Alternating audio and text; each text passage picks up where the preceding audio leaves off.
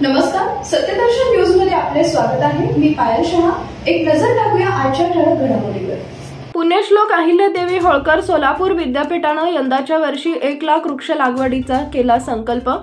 सोलापूर विद्यापीठाचे कुलगुरू प्राध्यापक डॉक्टर प्रकाश महानोर यांच्या प्रेरणेतून व राष्ट्रीय सेवा योजना विभाग, अभियांत्रिकी विभागाच्या सहकारातून वृक्ष लागवडीची मोहीम यशस्वीपणे राबवण्यात येत आहे। पुण्यश्लोक अहिल्यादेवी होळकर सोलापूर विद्यापीठाची संलग्नित असलेल्या छत्रपती शिवाजी महाराज महाविद्यालयातील राष्ट्रीय सेवा योजना विभागाच्या वतीने विद्यापीठात येऊन वृक्ष लागवड करण्यात आली।